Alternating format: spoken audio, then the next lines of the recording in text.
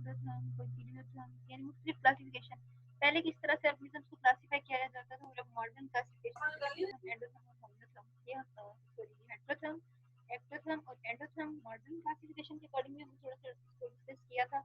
और उसके अलावा हमने कोई पीरियोथर्म और मैम आपकी आवाज बहुत कम आ रही है।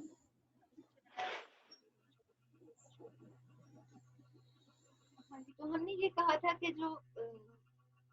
एक्टोथर्म है वो टेम्परेचर गेन के लिए, हीट को गेन करने के लिए वो टोटली डिपेंड कर रहे होते हैं, या मेनली डिपेंड करते हैं अपने इन्वायरमेंट पे। जबकि जो एंडोथर्म्स हैं वो इंटरनली अपने मेटाबॉलिज्म से हीट जनरेट करेंगे। और जो हेटेरोथर्म है वो करते तो एंडोथर्म की तरह इंटरनली हीट जनरेट करते तो हैं, लेकिन जिस तरह से एक्टोथर्म को अपने इन्वायरमेंट पे टेम्परेचर इफेक्ट करता है, इसी तरह से हेटेरोथर्म को भी इन्वायरमेंट पे टेम्परेचर इफेक्ट करता है। तो जिस तरह से एंडोथर्म जो है वो इंटरनली हीट जनरेट करते हैं, हेटेरोथर्म भी करते हैं, और जिस तरह एक्टोथर्म्स को इफेक्ट करता है अपने इन्वायरमेंट पे टेम्परेचर, इसी तरह से इनको हेटेरोथर्म को भी एक्टोथर्म की तरह एक्सटर्नल टेम्परेचर, एक्सटर्नल इन्वायरमेंट जो है उसका टेम्परेचर इफेक्ट करता है। तो जिस तरह से एक्टोथर्म जो है वो उनके अंदर एडाप्टेशन होती हैं, मेनली बिहेवियरल एडाप्टेशन होती हैं अपने इन्वायरमेंट से हीट गेन करने के लिए। तो इसी तरह से हेटेरोथर्म जो है वो उन्हीं एक्टोथर्म्स की तरह बिहेवियरल एडाप्टेशन भी शो करते हैं। अब चाहे पीरियोथर्म हो, एक्टोथर्म हो, एंडोथर्म हो या हेटेरोथर्म हो, कोई भी ऑर्गेनिज्म, ठीक है, जैसे पहले जिनको कहा जाता था ये कोल्ड ब्लडेड है, यानी कि कोई पीरियोथर्म, और अब उनको एक्टोथर्म कहा जा रहा है। बेशक आप उनके लिए कोई भी टर्म इस्तेमाल करें, और उनको चाहे कोल्ड ब्लडेड कहा जाता था, ये कहा जाए कि उनका जो टेम्परेचर है एक्टोथर्म का वो अपने इन्वायरमेंट के से रिलेटेड ही होता है, उसी के अकॉर्डिंग होता है, जो उनके इन्वायरमेंट का टेम्परेचर होता है वही उनकी बॉडी का टेम्परेचर होता है। लेकिन असल में बात ये है कि कोई भी ऑर्गेनिज्म है, कोई भी लिविंग बीइंग है, तो लाइफ की प्रॉपर्टी है, बेसिक प्रॉपर्टी है इरिटेबल होना, यानी रिस्पॉन्ड टू चेंज। जो भी चेंज आ रहा है किसी भी ऑर्गेनिज्म के सर्वाइवल के लिए ये जरूरी है कि उस चेंज को वो रिस्पॉन्ड करे, रिस्पॉन्स दे। अगर इन्वायरमेंट में टेम्परेचर जो है बहुत ज्यादा एक्सट्रीम कंडीशन पे चला गया, बहुत एक्सट्रीमली लो हो गया कि एक्सट्रीमली हाई हो गया, तो उसमें चाहे वो एक्टोथर्म है और वो इन्वायरमेंट पे डिपेंड करें, और उनका बॉडी टेम्परेचर इन्वायरमेंट से मिलता जुलता ही होता है, लेकिन वो जब हम ये बात करते हैं तो सरफेस टेम्परेचर की बात होती है। और जो एंडोथर्म्स हैं वो अपना इंटरनल टेम्परेचर रेगुलेट करते हैं उससे, मेटाबॉलिज्म से। लेकिन जो डिवाइसेस हैं, यानी वो जो हमने सेलुलर लेवल की बात की थी कि सोडियम पोटेशियम एटीपीएस चैनल होते हैं, उसके अलावा फिजियोलॉजिकल डिवाइस मैकेनिज्म होते हैं, काउंटर करंट, मल्टीप्लायर और ये सारे, तो एग्जैक्टली सेम वही डिवाइसेस एक्टोथर्म में होती हैं। जो एंडोथर्म जिस तरह से अपनी टेम्परेचर को रेगुलेट करते हैं, ऐसे ही एक्टोथर्म के अंदर भी डिवाइसेस होती हैं। लेकिन जो एंडोथर्म है इनकी ज्यादा, आप यूं समझिए कि सेंसिटिव होती हैं, ये जो सारी हीट एंड कूल डिवाइसेस ये ज्यादा सेंसिटिव होती हैं, और कोई स्लाइटली भी कुछ थोड़ा सा माइनर से भी चेंज आ जाए इन्वायरमेंट में तो उसको डिटेक्ट कर लेते हैं और फौरन उसके अकॉर्डिंग अपने टेम्परेचर को, इंटरनल टेम्परेचर को रेगुलेट करते हैं, जो एंडोथर्म है। जबकि जो एक्टोथर्म है वो उसको जरा लेट सेंस करते हैं, या आप यूँ कह लीजिए कि उनकी जो टॉलरेंस रेंज है वो ज्यादा वाइडर है, जबकि जो एंडोथर्म है वो नैरो रेंज के अंदर फ्लक्चुएशंस को टॉलरेट कर सकते हैं, और जो एक्टोथर्म है वो वाइडर रेंज के अंदर फ्लक्चुएशंस को टॉलरेट कर सकते हैं। लेकिन दोनों ही रेगुलेट करते हैं। जो यानी जो एक्टोथर्म है वो भी अपने इंटरनल जो उनका कोर टेम्परेचर है उसको रेगुलेट करते हैं। जिस तरह हमने कहा था कि जो बॉटम डिवेलर्स हैं उनके अंदर उनकी बॉडी में डिस्ट्रीब्यूटेड होते हैं counter current exchanger, heat exchanger, तो वो इस तरह से, यानी कि जो वेसल्स हैं वो इस तरह अरेंज हैं कि इन वेन्स ने उनको कैपिलरीज को स्ट्रॉन्ग किया हुआ है, और आर्टरीज में जो ब्लड आ रहा है उसमें जो हीट है वो सारी एब्जॉर्ब हो रही है वेन्स वाले ब्लड में, और वो यानी जब कोर की तरफ ब्लड वापस जा रहा है इंटरनल ऑर्गन की तरफ, तो वो वही हीट को तकरीबन वापस लेके जा रहा है, और इन ये इस वेसल्स की इस अरेंजमेंट की वजह से हीट लॉस जो है वो बहुत ज्यादा रिड्यूस हो गया है। ठीक है, तो ये जो सारी अडाप्टेशन है, चाहे फिजियोलॉजिकल अडाप्टेशन हो, चाहे सेलुलर लेवल पे अडाप्टेशन है, चाहे बिहेवियरल अडाप्टेशन है, वो हमें भी सारे ऑर्गेनिजम्स में नजर आ रही होती हैं। और सेम सेम जैसे अगर हम बात करते हैं कि रेप्टाइल जो है वो they seek refuge in shade या वो सन बास्किंग करते हैं, तो इसी तरह जो एम्फीबियंस हैं वो भी तो वाटर में जंप करते हैं। और जो ये हेटेरोथर्म्स हैं, जो मैमल्स हैं, मैमल्स भी तो शेड में रिफ्यूज सीक करते हैं। वो ऐसा तो नहीं है कि मतलब इंटरनली ही हीट को मेंटेन कर रहे हैं, बल्कि हम उनको हेटेरोथर्म्स कह ही इसी वजह से रहे हैं कि वो अपने इंटरनल रिसोर्सेज को बड़ा शूडली इस्तेमाल करते हैं। ऐसा नहीं है कि इन्वायरमेंट में हीट जो है उस वो मौजूद भी है, हीट सोर्सेज हैं, तो वो इंटरनल सोर्सेज को इस्तेमाल किए जा रहे हैं। बल्कि जब तक इन्वायरमेंट में एक्सटर्नली हीट सोर्सेज मौजूद है कि वो हीट गेन कर सकते हैं, तो तब तक वो उन्हीं पे डिपेंड करते हैं। और ये जो हम कहते हैं ना कि हीट रेगुलेशन में, थर्मो रेगुलेशन में हाइपोथैलेमस भी इन्वॉल्व होता है कि अगर टेम्परेचर, एक्सटर्नल टेम्परेचर जो है वो बहुत लो है और आपकी बॉडी का टेम्परेचर लो हो रहा है, तो कोल्ड टेम्परेचर को मेंटेन करने के लिए हाइपोथैलेमस जो है वो सरफेस की तरफ ब्लड सर्कुलेशन को इंक्रीज कर देगा, या वेजो कंस्ट्रिक्शन होगी, और वेजो डायलेशन यानी कि आर्टरीज का श्रिंक करना या डायलेट करना। डायलेट होगी तो सारे सरफेस एरिया जो है वो इंक्रीज हो जाएगा और उससे हीट जो है वो हीट लॉस होगा और टेम्परेचर रिड्यूस किया जाएगा। और अगर टेम्परेचर जो है उन्हें मेंटेन रखना है और कम रखना है, सॉरी ज्यादा रखना है, तो हीट को कंजर्व करना है, तो फिर आर्टरीज को, वेसल्स को श्रिंक किया जाएगा। और उसके अलावा जो ये जो हाइपोथैलेमस है, ये मुख्तलिफ मैकेनिज्म्स के थ्रू ये जैसे थायराइड ग्लैंड है, तो वो अपने हार्मोन्स रिलीज करेंगे, उससे मेटाबॉलिज्म इंक्रीज होगा और मेटाबॉलिक हीट जनरेट होगी और उससे भी टेम्परेचर को रेगुलेट किया जाएगा। तो ये जो है, ये जो सारी स्ट्रेटजीज हैं, ये भी अपनाई जाती हैं, लेकिन ये ब्रेन जो है ये अल्टीमेटली इन्वॉल्व होता है, आखिरकार जाके एंड पे जाके नतीज कर ये इन्वॉल्व होता है। वरना उससे पहले जो है जो ऑर्गन्स हैं वो खुद ब खुद मेंटेन करते हैं। जैसे हमने कल भी पढ़ा था कि लीवर के पास अपनी हीट एंड कूल डिवाइसेस होती हैं, उसके अलावा इसके पास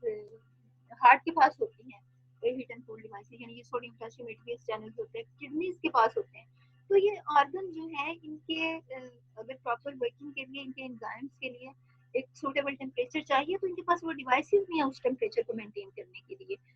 लेकिन जब टेम्परेचर में इतना ज्यादा फर्क आ जाए कि वो डिवाइसेस भी अब उसको रेगुलेट ना कर पा रही, तो फिर अल्टीमेटली जाके ब्रेन इन्वॉल्व होता है। ऐसा नहीं है कि स्टार्ट से ही ब्रेन इन्वॉल्व हो जाता है। तो यानी कि ऑर्गन जो है, इंटरनल ऑर्गन है, वो कोर का जो टेम्परेचर है उसको मेंटेन रखा जाता है, वो जरूरी है। क्योंकि जितना जो भी सारे ये ऑर्गन्स हैं उनके एंजाइम्स की प्रॉपर वर्किंग के लिए प्रॉपर टेम्परेचर होना चाहिए, तो उन्होंने उसको मेंटेन रखना है। लेकिन उसके लिए वो हम ये नहीं कह सकते कि कम्प्लीटली वो डिपेंड कर रहे हैं ब्रेन पे, बल्कि ब्रेन जो है वो अल्टीमेटली इन्वॉल्व होता है। पहले हर ऑर्गन जो है वो उसको मेंटेन करने की कोशिश करता है। ठीक है, तो यहाँ तक आपको क्लियर हो गया? Yes ma'am. अच्छा, इसके बाद फिर अब हम ये देखते हैं कि हम ये जो कह रहे हैं कि एडाप्टेशन है हर एक के अंदर, फिर हमने इनको डिवाइड कर लिया। जी ये जो एक्टोथर्म है, ये ग्रुप जो है ये कोचिलियोथर्म है, ये जो है ये एंडोथर्म है। तो एंडोथर्म जो है वो जो इंटरनली हीट जनरेट करते हैं, एक्टोथर्म जो अपने इन्वायरमेंट पे डिपेंड करते हैं, हेटेरोथर्म जो दोनों के बहन बहन होते हैं, एक्टोथर्म और एंडोथर्म के दरमियान कुछ होते हैं। तो अब ये जो जब हम बात करते हैं कि एम्फीबियंस जो है ये ये जो है ये एक्टोथर्म है, ये रेप्टाइल्स एक्टोथर्म्स हैं, ये इनवर्टिब्रेट्स एक्टोथर्म्स हैं। ठीक है, और हम बात करते हैं कि बर्ड जो है वो इनफेक्चुअली एंडोथर्म है, मैमल्स जो है वो हेटेरोथर्म्स है। लेकिन जब आप इनकी ये जो अडाप्टेशन, इनकी सारी ये जो थर्मो रेगुलेटरी स्ट्रेटजीज अगर आप देखें, थर्मो रेगुलेटरी अडाप्टेशन देखें, तो ये इनकी ऐसा नहीं है कि कोई हार्ड एंड फास्ट रूल है कि ये जो है एक्टोथर्म ही है, ये एंडोथर्म ही है और ये जो है ये हेटेरोथर्म। आप जिस तरह देखिए कि अगर रेप्टाइल जो है वो सन बास्किंग करें, अभी मैंने थोड़ी देर पहले भी एग्जांपल दिया, तो हम भी तो धूप सेक रहे होते हैं जब ठंड आती है, तो हम भी तो वही काम कर रहे हैं। हम इंटरनली हीट जनरेट करने की बजाय हम बिहेवियरल स्ट्रेटजी को अपना रहे हैं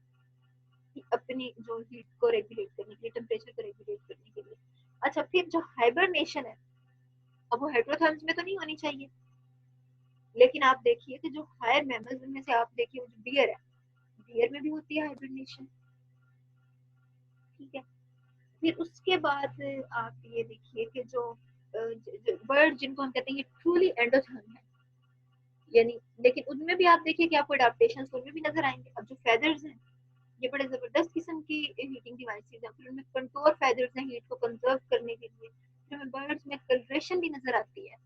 और हमें पता है कि डार्क कलर का मतलब है कि वो जो रेडिएशन है उनको ज्यादा एब्जॉर्ब करना, और रेडिएशन जो है वो सोर्स ऑफ हीट है। तो इट मीन्स कि वो भी जिन्हें हम ट्रूली एंडोथर्म कह रहे हैं वो भी असल में ट्रूली एंडोथर्म नहीं है, यानी वो भी अपने इंटरनल सोर्सेज से ही नहीं सिर्फ हीट जनरेट कर रहे बल्कि उनके अंदर भी कुछ अडेप्टेशन है। जैसे वो नेस्ट बनाते हैं, घोंसले बनाते हैं, उनके घोंसले सिर्फ ये तो नहीं है कि उनकी रहने की जगह है, उनके लिए मतलब उसके लिए रिप्रोडक्शन के लिए है प्लेस, बल्कि उस जो उनके ये जो नेस्ट हैं उनकी वो अपनी जिनके ड्रॉपिंग्स हैं उनसे वो उनको करते हैं, सील भी कुछ करते हैं, उनको आपस में ग्लू करते हैं, और उसमें म्यूकस है, तो इट मीन्स कि उससे भी वो हीट को कंजर्व करते हैं। यानी जो बिहेवियरल स्ट्रेटजीज हैं या और एडाप्टेशन है वो हमें एंडोथर्म्स में भी नजर आती है, ठीक है। और उसके बाद फिर जब हम और एक्सेप्शन की अगर हम बात करें तो स्मॉल मैमल, चले हम इन्हीं बर्ड्स की बात को कंटिन्यू करते हैं। अब जो बर्ड्स हैं तो बर्ड जो है एंडोथर्म है, लेकिन जो वो स्मॉल बर्ड हमिंग बर्ड है, आपको पता है कि वो कितना एक्टिव होता है सारा दिन, लेकिन रात के टाइम पे वो तकरीबन टॉर्पर में होता है, यानी उसका जो बॉडी का टेम्परेचर है वो बहुत मेटाबॉलिज्म बल्कि कहना चाहिए, मेटाबॉलिज्म बहुत कम हो जाता है, जाहिर है मेटाबॉलिज्म कम हो जाता है तो टेम्परेचर भी कम हो जाता है।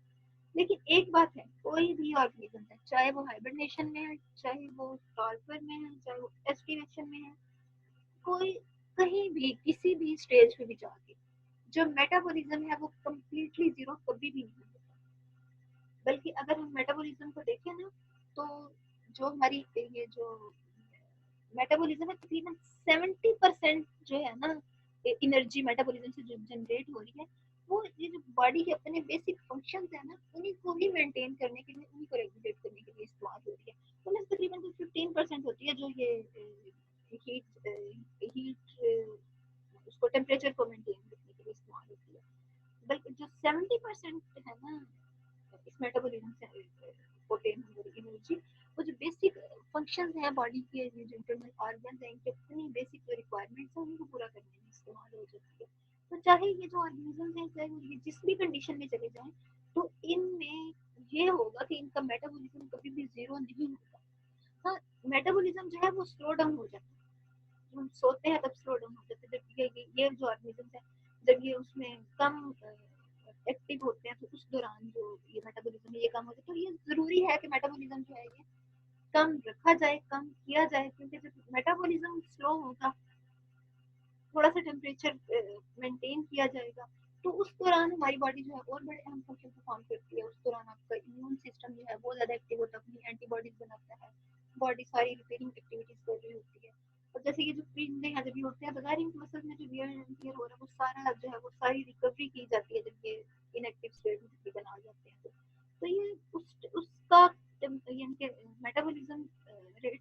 कर के रेट का कम होना जरूरी है, लेकिन ये जीरो पे कभी भी नहीं जा सकते, ठीक है। तो चलिए ये कुछ एडिशनल बातें थी, तो हम असल में बात कर रहे थे मुख्तलिफ स्ट्रेटजीज की। तो उनमें सबसे पिछले लेक्चर में हमने रेडिएशन कंडक्शन कनेक्शन और इवेपोरेशन की तो बात कर ली, ठीक है। और अब हमने ये भी देख लिया कि रेडिएशन जो है वो सारे ही ऑर्गेनिज्म इसको इस्तेमाल कर रहे हैं। उसके अलावा कंडक्शन जो है वो सिर्फ रेप्टाइल्स में नहीं हो रही कि जो लिजर्ड्स हैं वही किसी सनी डे में वो बैठी होंगी किसी रॉक पे, हॉट रॉक पे, बल्कि ये जो बफलोज हैं, जो ये लार्जर मैमल हैं, ये भी अब जैसे स्टमक है उसके पास अपनी हीट एंड कूल डिवाइसेस नहीं है, ठीक है। तो अब स्टमक के में एंजाइम्स तो हैं, उन्हें प्रॉपर वर्किंग के लिए टेम्परेचर तो प्रॉपर चाहिए, उन्हें टेम्परेचर को तो मेंटेन करना है। तो अब इनकी लम्सी बॉडी है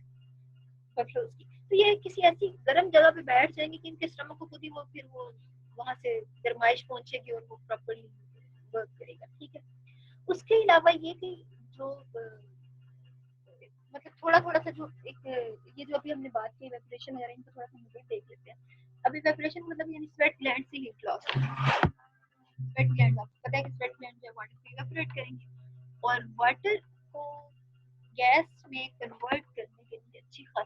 एनर्जी चाहिए, तो फिर जब एनर्जी बहुत ज़्यादा हाई है तो जाहिर है वो फिर अच्छी खासी एनर्जी जो है वो इस काम में इस्तेमाल हो जाएगी, तो टेम्परेचर को लॉस हो जाएगा इवेपोरेशन से। और इवेपोरेशन में फिर अगर दो स्ट्रेटजीज हैं, एक तो उसमें स्वेटिंग और दूसरा पेंटिंग। अब स्वेटिंग जो है वो तो होती है मैमल्स में, ठीक है, और ये वैसे जो इवेपोरेशन है ये सिर्फ मैमल्स में ही होती है। अब रेप्टाइल्स हैं जैसे उनमें स्वेट ग्लैंड्स नहीं है, उसके बावजूद वो क्या करते हैं अपनी हाइंड लेग्स पे यूरिनेट करते हैं और उससे हीट को इवेपोरेट करते हैं। अच्छा, अब जो मैमल्स हैं उनमें भी आपको एक्सेप्शंस नजर आते हैं, जैसे डॉग है, जो डॉग में बहुत स्कैंटी होते हैं ये स्वेट ग्लैंड,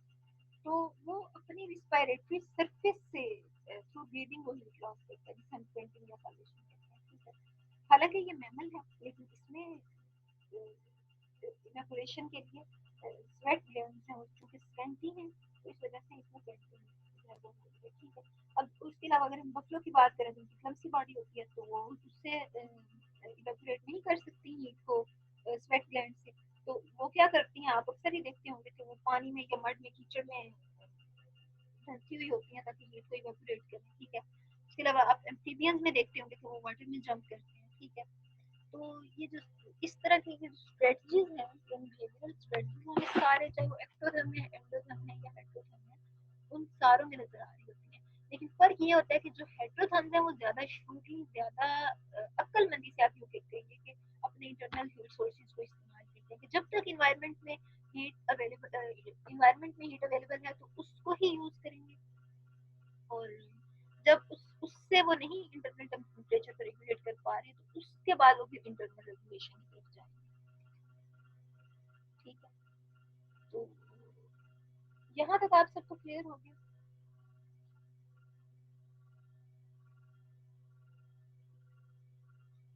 अच्छा, ये कुछ चीजें थी जो मतलब हमें मुख्तलिफ ऑर्गेनिजम्स में नजर आती हैं, ठीक है, यानी एक्टोथर्म, एंडोथर्म, हेटेरोथर्म में, लेकिन हमने जिस तरह स्वेट ग्लैंड्स की बात की कि इवेपोरेशन जो है वो सिर्फ मैमल्स में होती है और फिर वो डॉग में पेंटिंग, और वैसे स्वेट ग्लैंड से स्वेटिंग होती है, तो इसी तरह एक और जो फिजियोलॉजिकल थर्मोरेगुलेशन यानी मस्कुलर ट्विचिंग, ये यानी क्रम्बलिंग, ये सिर्फ मैमल्स में ही नजर आती है। और उसके अलावा एक और अडेप्टेशन के मैमल्स में होती है फिजियोलॉजिकल थर्मोरेगुलेशन के लिए कि वो उनमें इंटरनल कैरोटिड आर्टरीज जो हैं वो भी बड़ा अपना रोल थर्मोरेगुलेशन में प्ले कर रही होती है कि इंटरनल कैरोटिड आर्टरीज यानी जा मसल्स को सप्लाई करती हैं, ब्लड सप्लाई करती हैं, तो ये जब ये मसल जो है ये शिवरिंग से, इनमें शिवरिंग हो रही है तो उससे जो हीट जनरेट हो रही है ये बड़ा मेन सोर्स आप लोग समझिए हीट का है, और ये इंटरनल दोबारा मतलब इन आर्टरीज से, ये जो कैरोटिड आर्टरीज हैं इनमें फिर ये जो मसल्स की शिवरिंग से, जहाँ मसल्स की शिवरिंग से हीट जनरेट हो रही है उनको वापस मेन जो सर्कुलेशन है इंटरनल आर्गन की तरफ, उसमें इंटरनल यानी कोर के टेम्परेचर को मेंटेन करने में ये जो जा मसल्स की शिवरिंग है ये भी अपना रोल प्ले कर रही है, ठीक है। उससे अलावा क्या बात हमारी कर रही है, मेरा ख्याल सारा ही हो गया है। और आप ये देखिए अभी जितनी हमने बातें की हैं इसमें हमें ये अंदाजा हुआ कि टेम्परेचर को रेगुलेट करना जरूरी है, और कोई भी ऑर्गेनिज्म, कोई भी ऑर्गन उसके प्रॉपरली वर्क करने के लिए, उसकी प्रॉपर फंक्शनिंग के लिए, किसी भी ऑर्गेनिज्म के सर्वाइवल के लिए जो टेम्परेचर है ना वो एक खास रेंज के अंदर हो तो वही उनके लिए सूटेबल होता है। 20 to 25 डिग्री सेंटीग्रेड तक की जो टेम्परेचर है ना वो हर एक के लिए सूटेबल है। अब हम ये कहते हैं कि कोई भी जो ये एंजाइम्स है ना ये ज्यादा बेटर फंक्शनिंग अपनी परफॉर्म करते हैं जब स्लाइटली हायर टेम्परेचर होता है, थोड़ा सा हायर टेम्परेचर होता है, कंपैरेटिवली हायर होता है, ठीक है। उसमें एंजाइम जो है वो ज्यादा अच्छे से वर्क कर पाते हैं, ठीक है, अपनी जो एक्टिविटीज है उनको इनहांस कर पाते हैं। तो हम ये कह रहे हैं कि जो 20 to 25 है ये हर एक के लिए सूटेबल है, लेकिन एंजाइम्स की प्रॉपर फंक्शन के लिए जाहिर है इससे स्लाइटली हायर होना चाहिए। और जैसे अब हम अपनी बात करते हैं, हम कहते हैं तकरीबन 37 तक मेंटेन रखा जाता है। अब आप ये देखिए कि 20 से ये तकरीबन 30 का यानी जो ये जो 10 डिग्री सेंटीग्रेड का ये जो है ना फर्क, इसको बड़ा इजीली किया जा सकता है maintain। लेकिन अगर टेम्परेचर जो है वो बढ़ता बढ़ता 45 तक चला जाए तो फिर चाहे कोई भी ऑर्गेनिज्म है, कोई भी लिविंग बीइंग है, तो उसको वो उसमें सर्वाइव नहीं कर सकता। यानी जाहिर है सबके एंजाइम्स तो प्रोटीनेशियस है ना, डीनेचर हो जाएंगे। तो हर एक के सर्वाइवल के लिए उस टेम्परेचर को मेंटेन करना जरूरी है। देखिए वो जो 10 डिग्री का फर्क है ना, उसको तो बड़ा इजीली किया जा सकता है, लेकिन जहाँ पे वो फर्क बढ़ता है, ज्यादा की तरफ बढ़ता है या कम की तरफ बढ़ता है, दोनों किस्म की एक्सट्रीम कंडीशन में फिर वो जो डिवाइसेस है ना, वो सारी जो है वो एक्टिव हो जाती हैं, आपका ब्रेन एक्टिव हो जाता है, फिर बिहेवियरल अडेप्टेशन आ जाती है और फिर मुख्तलिफ तरीकों से इसको मेंटेन करना है। ठीक है, तो ये सारी जो हमारी बातें थी ये थी थर्मो रेगुलेशन के हवाले से। ठीक है, इसमें फिर हमने मॉडर्न क्लासिफिकेशन को डिस्कस किया है, तो हमने साथ ही जो पहले टर्म इस्तेमाल की जाती थी जो अब मशरूफ हो चुकी है उनकी बात की। तो यहाँ तक कोई पॉइंट अगर आपको ना क्लियर हो तो उसके बाद कर लेते हैं।